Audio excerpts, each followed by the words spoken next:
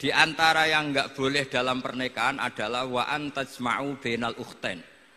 Menikahi mbaknya plus adiknya, fi nikahin wahid, tahta rajulin wahid. Jadi enggak boleh mempoligami mbak bersama adiknya.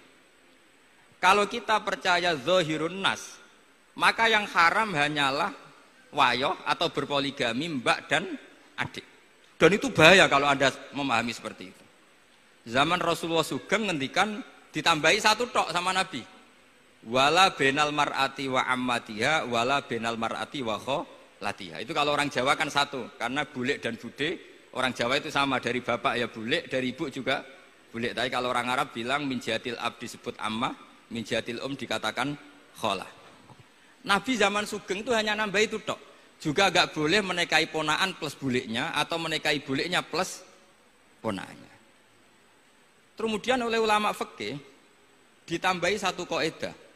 Dua perempuan yang kalau saja laufurido itu kalau saja diandekan yang satu lelaki tidak boleh nikah, maka orang ini tidak boleh dijamu dikumpulkan tahta rajulin wahid. Berarti memasukkan siapa saja? Mbah dan cucunya, perempuan dan buliknya, perempuan dan saudaranya. Nah, artinya gini, andekan yang disebut Quran itu menjadi itu saja hukumnya, maka yang haram poligami hanya mengumpulkan mbak dan adiknya, karena Quran hanya bilang wa antajma'u bainal ukhtain. Tapi tentu itu kebodohan. Mesti gak tahu ngaji usul fikih. Kitab yang pantangannya orang banyak, ya pantangannya gurune bareng. Jadi itu bukan pantangan muridnya saja, ya pantangan gurune bareng. Akhirnya apa? Itu kita analisis bahwa ini mimbabi dzikril ba'di wa iradatil kul. Mungkin ada ulama yang era Imam Syafi'i meredaksikan wa antajma'u bainal ukhtain ibaratun anil jam'i bainal mahromen. Apapun itu, tetap ukhtain di sini itu satu percontohan mengumpulkan dua perempuan yang ada hubungan mahram, entah karena saudara kandung atau bulik bude atau mbah sama cucu. Lalu pertanyaannya, kenapa Quran tidak menyebutkan mbah dan cucu? Kebayang nggak misalnya Gus Rikza nikah orang perempuan cantik umur 25 plus mbahnya umur 70 tahun? Nggak mau membayangkan. Katanya tidak mau membayangkan. Artinya gini, orang waras itu tidak akan melakukan seperti itu, maka nggak perlu dilarang. Tapi nak rabi bae sesuai gedon, jebule ayu adi itu banyak. Terus dongano bae mati itu banyak itu mungkin. Sehingga yang potensi bahaya itu wa antas mau penal ukhten. Karena yang potensi nakal itu ya itu tadi. Ro nak bae luwe ayu rabi adike, semoga kalau sedang keluarga orang lain ceraikanlah. Tungone maksa. Tungone maksa niku wae.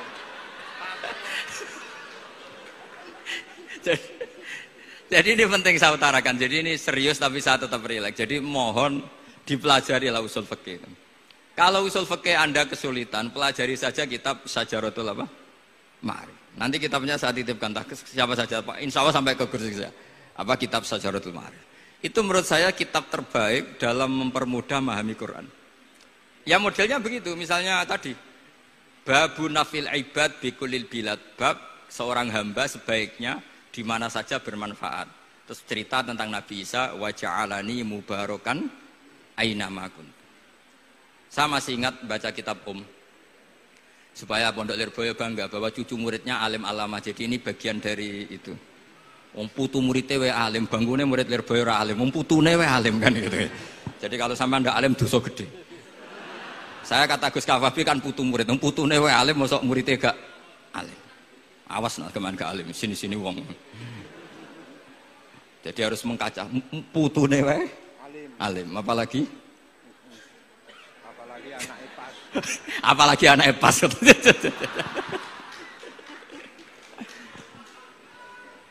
Jadi tadi sampai mana Gus? Lupa ya. Sampai adik ayu. Adik ayu. Mbake sing ayu. Ditungakno tadi. Iya, ditungakne bentang mati adike oleh mbake. Tapi adike mati Gus. Saya teruskan lagi ya. Jadi kalau saya masih ingat baca kitab karangannya Imam Syafi'i dalam tema yang mirip ini. Ketika beliau ditanya, Boleh ndak seorang lelaki uzubah tidak nikah? Waqat qala Rasulullah sallallahu alaihi wasallam andika sunnati faman raghiba an sunnati falaysa minni. Itu kata Imam Syafi'i.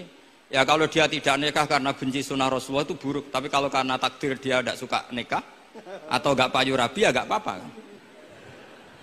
Terus Imam Syafi'i ditanya, apa dalilnya? Jawabnya Imam Syafi'i itu rileks sekali.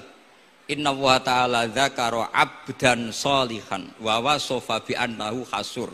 Terus beliau baca ayat wa sayyidaw wa hasura wa nabiyyam minas sholihin. Allah itu menyebut sekian hambanya yang soleh, dan di antara hambanya yang soleh itu berstatus hasur, orang yang tidak nikah. Artinya tidak nikah itu bukan mengganggu kesalehan, maka uzubah itu halal. Semudah itu dulu orang memahami Quran. Kok sekarang jadi sulit itu salah gurunya apa salah muridnya? Jadi ini cobalah di apa ya, saya memang ingin supaya Pondok Lirboyo itu mudah sekali paham Quran. Saya ini termasuk heran ya, kenapa saya yang ngomong tafsir itu menurut saya biasa saja sama. Tapi saya kata orang banyak itu sudah mufassir. Kenapa saya ngomong biasa saja? Karena ya tadi dengan perangkat-perangkat ilmu kayak usul fikih, kayak fikih sendiri, termasuk kitab Sajarut, memang memahami Quran itu gampang. Wong kafir saja bisa paham dulu. Umar ketika paham Quran itu belum mondok Lirboyo. Masih kafir. Enggak pernah jadi mustahik. Apalagi wakil rektor, enggak pernah. Tapi ketika adiknya Fatimah baca Quran, Toha ma anzalna 'alaikal Qur'ana litashqa illa tazkiratan liman, itu dia paham dan menjadi masuk Islam. Itu coba fahamnya itu sama ngajinya dulu mana? Dulu fahamnya karena Quran itu muyassar, mudah. Pernah ada seorang ustadz yang mungkin kalau sekarang agak ekstrim lah. Sama ndak usah bilang cingkrang, ndak usah, pokoknya agak ekstrim ini. Kamu kok senengannya nuduh orang itu. Sampai saya kadang ketularan, saya ini orang baik gak suka nuduh orang. Itu ada orang yang agak ekstrim itu, datang ke Harun Ar-Rasyid. Ya Amirul Mukminin gitu. Inni nasihun laka famusaddidun alaika fala tajidanna alayya fi nafsika syai'an. Saya ini orang baik-baik, ingin nasihati jenengan, cuma saya agak kasar.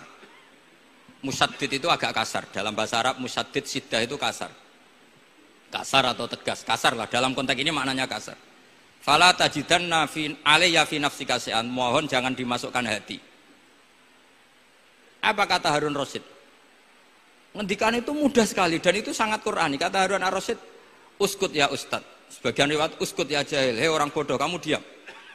Inna Allaha ta'ala ba'atha man huwa khairun minka ila man huwa syarrun minni. Wa ma'adzalika qala ta'ala faqula lahu qawlan layyinan la'allahu yatadzakkaru aw yakhsha. Kamu diam hei ustad bodoh.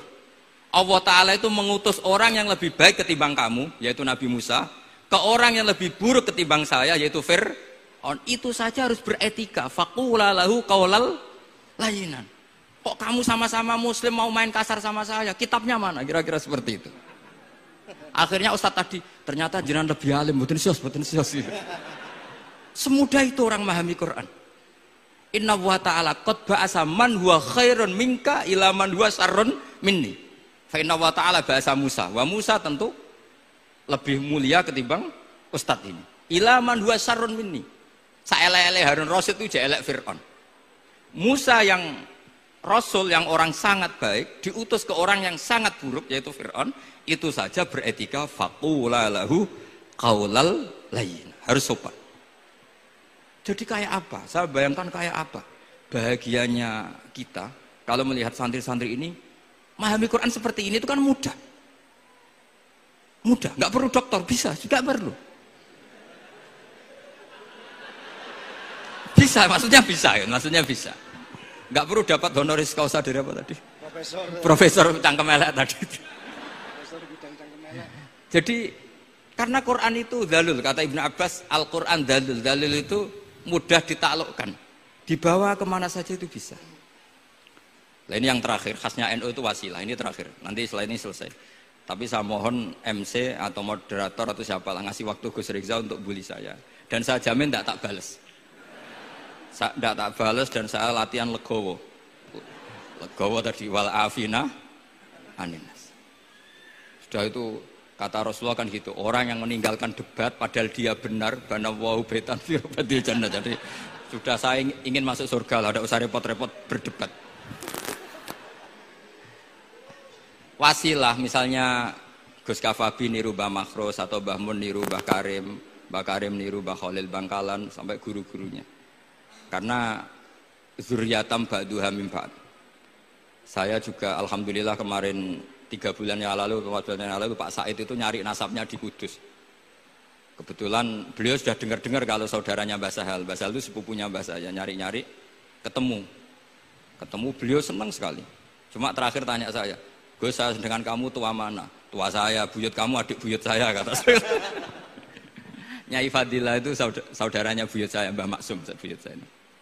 Yang di Pondok Damaran, saya sampai sekarang masih ngajar di Pondok Damaran, belakangnya Masjid Menoro itu.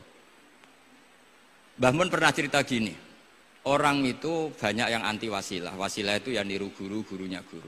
Langsung niru Kanjeng Nabi. Atau langsung niru pangeran.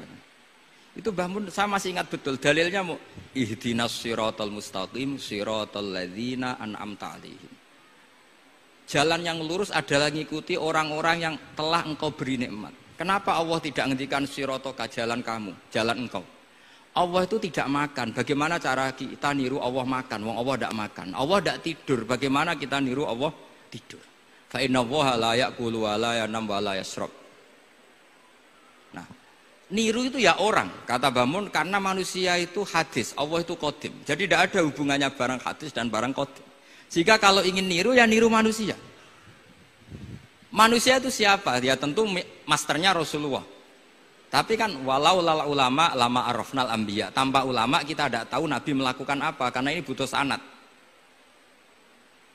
Masyhur itu walau la murabbi lama arafna rabbi. Tanpa murabbi kita tidak tahu rabbi. Nah, ini penting saya utarakan sehingga di Quran itu setiap orang baik itu disebutkan orang-orang baik itu siapa? Ulaikal ladzina an'ama Allahu 'alaihim minan nabiyina min dzurriyyati Adam wa mimman hamalna ma'anu wa min dzurriyyati Ibrahim wa Israila wa mimman hadaina wastabaina. Selalu orang baik itu diceritakan orangnya dan ngikuti orang juga. Ulaikal ladzina hadahum wa fa bihudahum muqtadi. Kenapa? Karena kita tidak bisa niru Allah, karena Allah itu tidak makan, tidak minum, tidak tidur. Tentu tidak nikah. Tapi sekarang orang tuh geger, wanut guru-guru ra mesti bener.